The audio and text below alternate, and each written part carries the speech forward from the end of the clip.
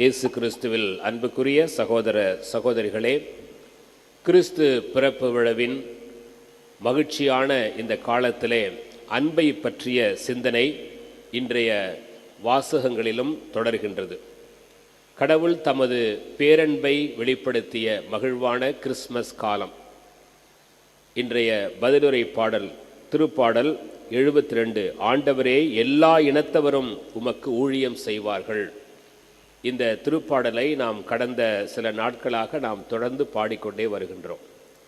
ஏனென்றால் கடவுளுடைய அந்த அன்பு ஒரு குறிப்பிட்ட இனத்தாருக்கு மட்டுமல்ல, ஒரு குறிப்பிட்ட பகுதியில் வாழக்கூடிய மக்களுக்கு மட்டுமல்ல, எல்லா இனத்தாருக்கும் உரியது. இதைதான் இயேசு கிறிஸ்துவின் பிறப்பிலே ஆண்டவர் வெளிப்படுத்துகிறார். நற்செய்தியானது இடையர்களுக்கு அறிவிக்கப்பட்டது, பின்னர் ஞானிகளுக்கு அறிவிக்கப்பட்டது. இவை அனைத்தும் நற்செய்தியின் தொடக்கத்திலே பதிவு செய்யப்பட்டிருக்கிறது. எனவே திருப்பாடல் ஆசிரியரோடு இணைந்து நாமும் கடவுளை புகழ்ந்து பாடினோம். ஆண்டவரே எல்லா இனத்தவரும் உமக்கு ஊழியம் செய்வார்கள். வேளாங்கண்ணி புனித ஆரோக்கிய அன்னையின் திருத்தலத்திலே பல்வேறு பகுதிகளிலிருந்து வந்திருக்கக்கூடிய திருப்பயணிகளாகிய நீங்களும் நாங்களும் ஒன்றாக இணைந்து இந்த ஆலயத்திலே கடவுளை புகழ்ந்து அவருக்கு ஊழியம் செய்து கொண்டிருக்கின்றோம். இந்த இறை வார்த்தை இன்று செயல் வடிவம் பெற்றிருக்கிறது என்பதற்கு நீங்களும் நானும் சாட்சிகள். எல்லா இனத்தவரும் உமக்கு ஊழியம் செய்வார்களாக. இந்த அன்பின் சிந்தனையின் தொடர்ச்சியாக இன்றைக்கு யோவான் எழுதிய முதல் திருமுகத்தில் 4ஆம் அதிகாரத்தில் இருந்து எடுக்கப்பட்ட ஒரு பகுதியை வாசிக்க கேட்டோம். கடவுள் முதலில் நம் மீது அன்பு செலுத்துகிறார். நாம் கடவுளை தேடி போய் அன்பு செலுத்தலை, ஆனால் கடவுள் நம்மை தேடி வந்து அன்பு செலுத்துகிறார். அதுதான் கிறிஸ்மஸ் காலம். கடவுள் நம்மை தேடி வந்தார், வாக்கு மனிதரானார், நம் நடுவே குடிகொண்டார். எனவே கடவுள் நம்மை தேடி வந்து அன்பு செய்த காலத்தை நாம் கொண்டாடி கொண்டிருக்கின்றோம். எனவே கடவுளிடம் அன்பு செய்வதாக செலுத்துவதாக சொல்லிக்கொண்டு தம் சகோதர சகோதரிகளை வெறுப்போர் பொய்யர். மிகவும் கடுமையான வார்த்தைகள். யோவான் யாருக்கும் பயப்படல, தெளிவாக ஆண்டவர் வெளிப்படுத்தியது எழுதுகிறார். கடவுளை நான் அன்பு செய்கிறேன், ஆலயத்திற்கு போகிறேன், நான் ஜெபிக்கிறேன், இப்படி செய்கிறேன் அப்படி செய்கிறேன் அப்படின்னு சொல்லிட்டு அடுத்திருப்பவரை, கண்ணால் காணக்கூடிய சகோதர சகோதரிகளை, குடும்பத்தில் உள்ளவர்களை, அண்ணன் அக்கா தம்பி தங்கச்சி இவர்களை வெறுப்பவர்கள் பொய்யர்கள். இதுதான் அந்த வார்த்தையினுடைய ஒரு விரிவாக்கம். என்ன வேணாலும் ஜெபம் பண்ணிக்கலாம், ஆனால் வீட்டில் அன்பு இல்லை என்றால் பொய்யர்கள். தம் கண்முன்னே உள்ள சகோதர சகோதரிடம் அன்பு செலுத்தாதோர். நேராக பார்க்குறவங்களே அன்பு செலுத்த முடியலனாக்க கண்ணுக்கு புலப்படாத கடவுளிடம் அன்பு செலுத்த முடியாது. கடவுளிடம் அன்பு செலுத்துவோர் தம் சகோதர சகோதரிடம் அன்பு செலுத்த வேண்டும். இதுவே அவரிடமிருந்து நாம் பெற்ற கட்டளை. இதை ஒரு ஆப்ஷனல் விருப்பமாக அவர் சொல்லவில்லை. இது கட்டளை, கடவுள்கிட்டேருந்து வந்த கட்டளை. கண்ணால் பார்க்கக்கூடிய சகோதர சகோதரிகள், அவர்களுக்கு அன்பு செலுத்துவதன் வழியாக கடவுளை நாம் அன்பு செய்கிறோம் என்பதற்கு சான்று பகர்கின்றோம். நம்முடைய ஜெபங்கள், நம்முடைய இறை வார்த்தை வாசிப்பு, நம்முடைய பக்தி முயற்சிகள் எல்லாவற்றிற்கும் ஒரு அர்த்தம் இருக்குமே. ஆனால் நம்முடைய சகோதர சகோதரிகளை நாம் மன்னித்து அவர்களை அன்பு செய்ய வேண்டும்.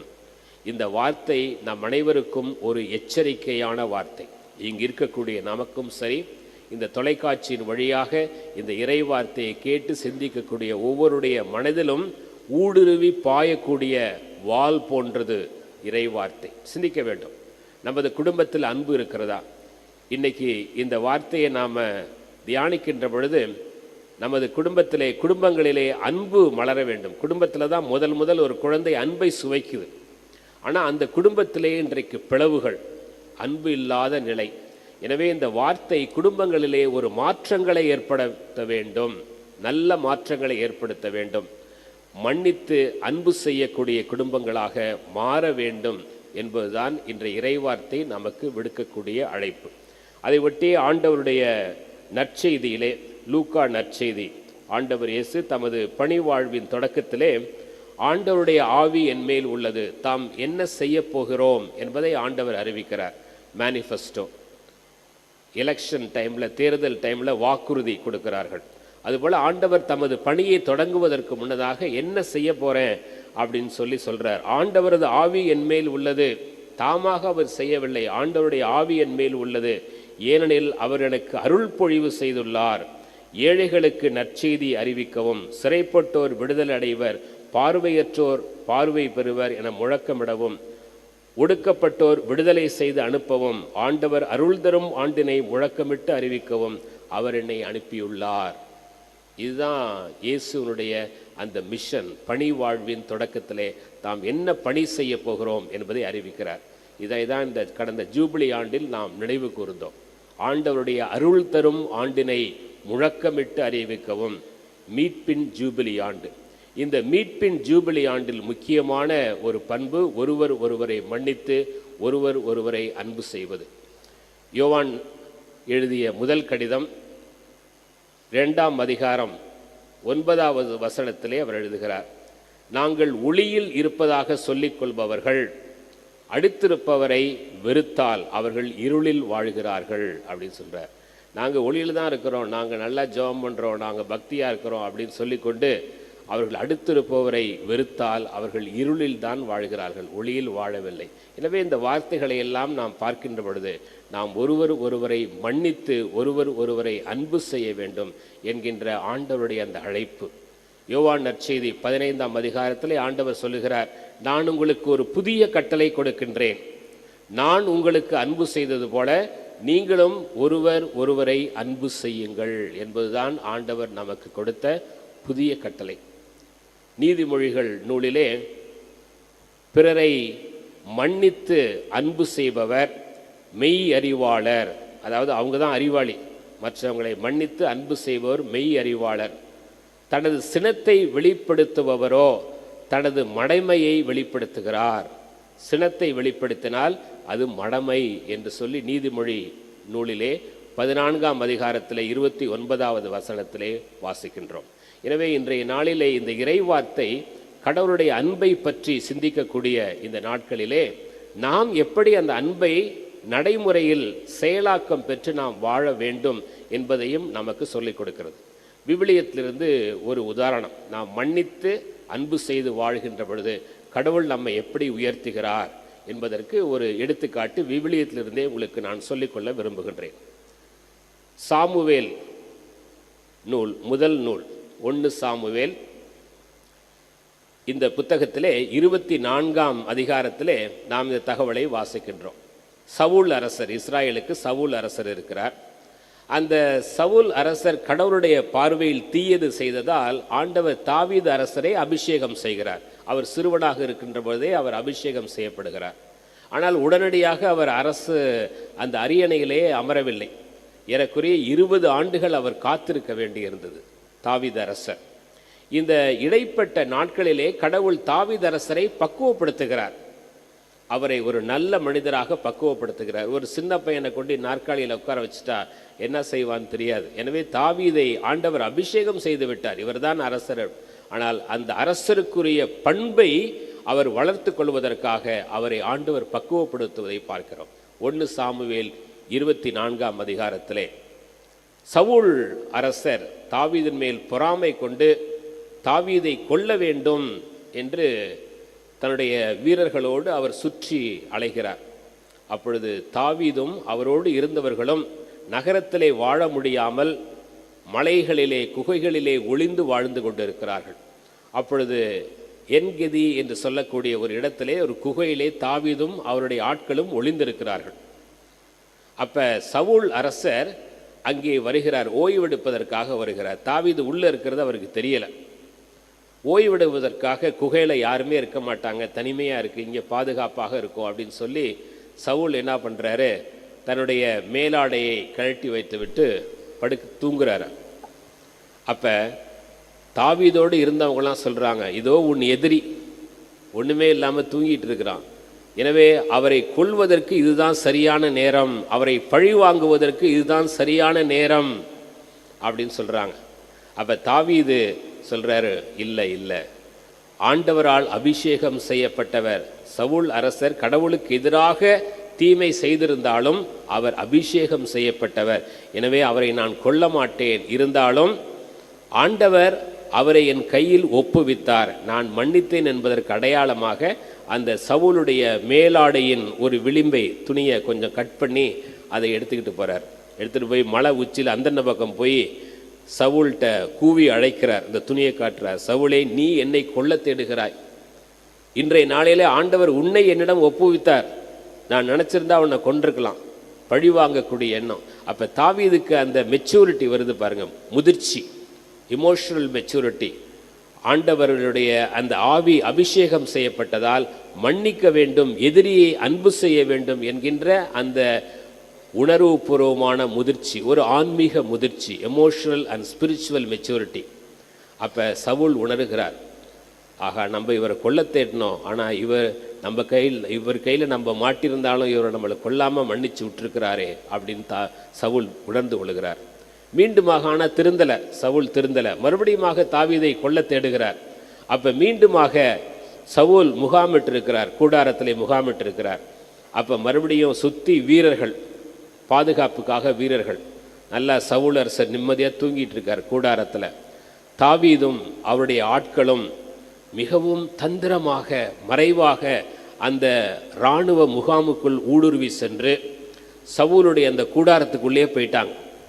எனக்குரிய அமெரிக்கன் டெல்டா ஃபோர்ஸ் மாதிரி, சமீபத்தில் வெனிசுவேலா நாட்டில் அமெரிக்கன் டெல்டா ஃபோர்ஸ் எவ்வாறு அந்த நாட்டிற்குள் புகுந்து அந்த தாக்குதலை நடத்தியதோ யாருக்கும் தெரியாமல், ரொம்ப powerful force American delta force. அது மாதிரி தாவீது அரசரும் அவரோடு இருந்தவர்களும் ஊடுருவி சென்று சவுலுடைய டென்ட்டுக்கே போயிட்டாங்க. சவுல் தனது தலைமாட்டிலே அவருடைய ஈட்டியை குத்தி தரையில் குத்தி வச்சிருக்கிறாரு. பக்கத்தில் சவுல் குடிக்கிறதுக்காக உள்ள தண்ணி ஜக்கு. அப்போ தாவீது மறுபடியும் சவுலை கொண்டிருக்கலாம், ஒரு தடவை ஒன்று மன்னிச்சு விட்டேன், மறுபடியும் என்ன கொல்ல தேடுறியே, ஆண்டவர் உன்னை என் கையில் ஒப்புவித்தார், நான் கொல்றதா கொண்டிருக்கலாம், ஆனால் உன்னை மன்னிச்சு விட்டேன், மறுபடியும் என்னை கொல்ல தேடுறியே அப்படின்னு இப்போ ஒன்று மன்னிக்க மாட்டேன்னு அப்படியே குத்திருக்கலாம் அவரை. ஆனால் தாவீது செய்யவில்லை. மறுபடியுமாக அந்த ஈட்டியையும் சவுல் குடிப்பதற்காக வைத்திருந்த அந்த தண்ணி ஜக்கையை ரெண்டையும் எடுத்துகிட்டு போகிறார். எடுத்துகிட்டு போய் தூரத்தில் போய் நின்றுட்டு சவுல்கிட்ட காட்டுறார், இதுவார் உன்னுடைய ஈட்டியை நான் வைத்திருக்கிறேன், உன்னுடைய தண்ணி ஜக்கை நான் வச்சிருக்கிறேன், இன்று உன்னை ஆண்டவர் என்னிடம் ஒப்புவித்தார், நானா உனக்கு ஒரு தீங்கும் செய்யவில்லை. அப்போ பாருங்க தாவீது எங்கே உயர்ந்து நிற்கிறார். இந்த நிகழ்வுகளுக்கு பிறகுதான் கடவுள் அவரை இஸ்ராயேலுக்கு அரசராக உயர்த்துகிறார். ஹல்லேலூயா, ஹல்லேலூயா. அப்போ நாம் மன்னித்து பிறரை அன்பு செய்கின்ற பொழுது கடவுள் நம்மை உயர்த்துவாரா மாட்டாரா? சொல்லுங்க பார்ப்போம், சொல்லுங்க பார்ப்போம். பிறரை மன்னித்து அவர்களை அன்பு செய்கின்ற பொழுது கடவுள் நிச்சயமாக உங்களையும் என்னையும் உயர்த்துவார். இதில் மாற்று கருத்தே இல்லை, பைபிளில் இருக்குங்க. தாவீது அரசரை ஆண்டவர் பக்குவப்படுத்துகிறார். அதனால தான் நீதிமொழிகள் நூலில் சொல்லப்பட்டிருக்கிறது, மன்னிப்பவர் அன்பு செய்பவர் மெய் அறிவாளர். அவங்க தான் அறிவாளி, மெய் அறிவாளர். சினம் கொள்பவரோ தனது மடமையை வெளிப்படுத்துகிறார். முட்டாள் அப்படின்னு சொல்லாமல் சொல்லப்படுகிறது நீதிமொழிகள் நூலிலே. எனவே ஆண்டவர் உணர்த்துகின்ற அந்த வார்த்தை இன்னைக்கு குடும்பங்களில் விட்டு கொடுப்பதும் மன்னிப்பும் நிச்சயமாக வேண்டும். கடவுளுடைய அன்பை நாம் இந்த உலகத்திலே புரிந்து கொள்ளக்கூடிய அளவுக்கு நாம் வெளிப்படுத்த அழைக்கப்படுகின்றோம். பிரான்ஸ் நாட்டில் லூயி தி மான்ஃபோர்ட் என்று சொல்லக்கூடிய ஒரு புனிதர் வாழ்ந்தார். அவர் ஒரு முறை சாலையிலே நடந்து செல்கின்ற பொழுது அங்கு குளிரால் ஒரு மனிதர் அப்படியே நடுங்கி துடித்து கொண்டிருந்தார். அவருக்கு சரியான உடை இல்லை. அப்போ லூயி தி மான்ஃபோர்ட் என்ன சொல்கிறார், தன்னுடைய மேலாடையை அவர் மேல் போர்த்தி அவர் அப்படியே தூக்கிட்டு பக்கத்தில் பார்க்குறாரு, எங்கே கொண்டு போகலான்னு. பக்கத்தில் ஒரு கான்வென்ட் இருக்குது, சிஸ்டர்ஸ் கான்வென்ட். அங்கே போய் டோர் பெல்லை அடித்து கிறிஸ்துவுக்காக கதவை திறங்கள் அப்படின்னு சொல்கிறார்.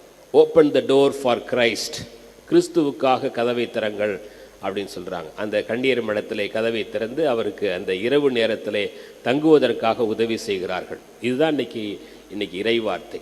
கண்ணால் பார்க்கக்கூடிய சகோதர சகோதரிகளை உங்களால் அன்பு செய்ய முடியவில்லை என்றால் நீங்கள் கடவுளை எவ்வாறு அன்பு செய்வதாக சொல்லிக் கொள்வீர்கள்? என்ன தைரியம் உங்களுக்கு? அந்த எளியவரை புறக்கணித்து சென்றிருந்தால் அவர் புனிதராய்க்க முடியாது. அந்த எளியவரிலே அவர் கிறிஸ்துவை கண்டார், கிறிஸ்துவை கண்டார். Open the door for Christ, கிறிஸ்துவுக்கு கதவை திறங்கள் அப்படின்னு சொன்னார். இன்னைக்கு நாம் பார்க்குறோமா? அடுத்திருப்பவர்கள் கிறிஸ்துவை பார்க்கிறோமா? ஓ அதுவா பிசாசு, இதுவா பேய், அப்படின்னு சொல்கிறோம். எனவே அடுத்தவர்களை அப்படி சொல்லாதீங்க.